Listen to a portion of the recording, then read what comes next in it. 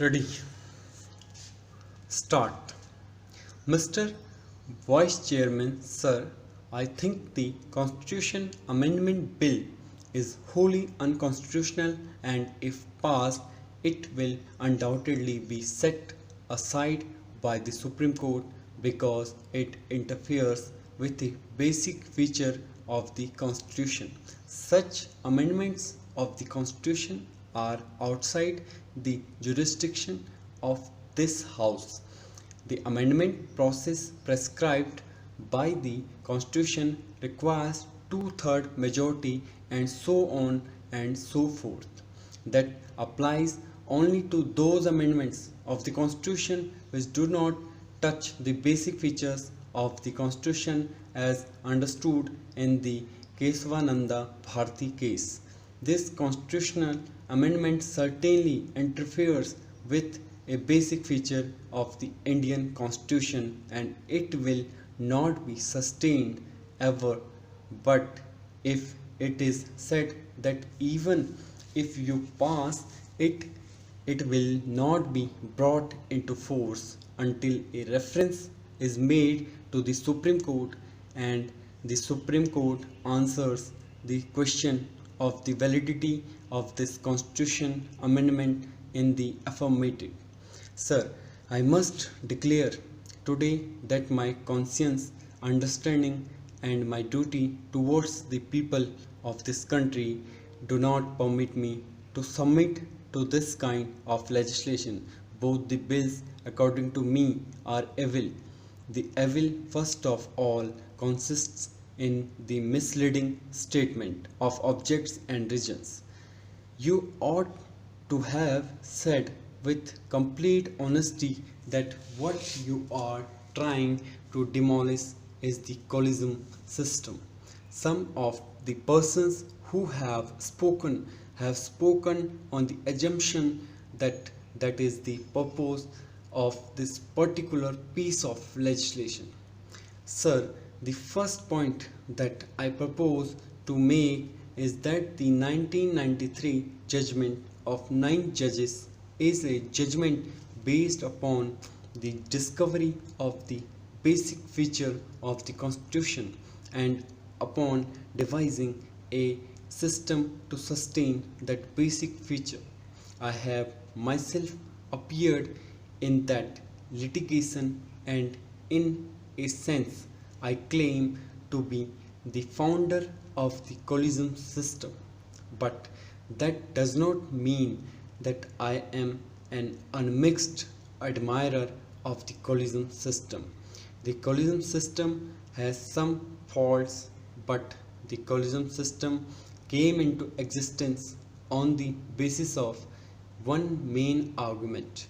That one main argument that we advance is that there is one article of the Constitution, Article 50 of the Constitution, which says that the government shall strive to keep the judiciary separate from the executive. Sir, we argued before the Supreme Court that this article does not mean that judges and ministers should not socially meet. This does not mean that they should live in separate towns or that they should not live even in adjoining bungalows. The purpose of this article is to ensure that in the appointment of the judges, the executive has no role to play except the advisory role. But after some time there were people, intellectuals, who spoke up that this system would not work. The system requires change.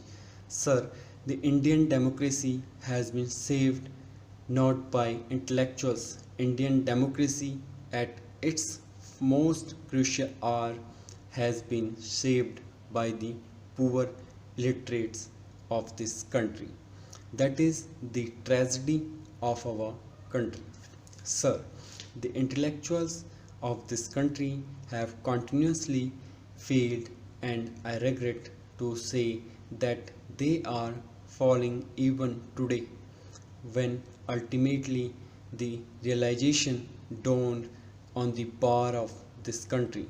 It is the bar of this country which went to the Supreme Court and said that the present system must go. The present system is a system in which the executive has the greatest influence in the appointment process. It has the primacy as per the 1981 judgment. Later, the 9 judges said they heard arguments that the judiciary under no circumstances depends for its appointment on the will and the prerogative and the primacy of the executive. The Supreme Court overruled the original judgment of 1981. Sir, whatever be the faults of the collision today represents some system which is consistent with the basic features of the Constitution, namely the supremacy of the judiciary and its freedom from any influence of the executive in the appointment process. Sir, the Constitution cannot survive human freedom, cannot survive citizens' human rights, cannot survive. No development can take place unless the judges are independent of the executive power. Sir, first of all, let me say that the whole judgment of 9 judges is based upon this principle that in the appointment process the executive can never have primacy.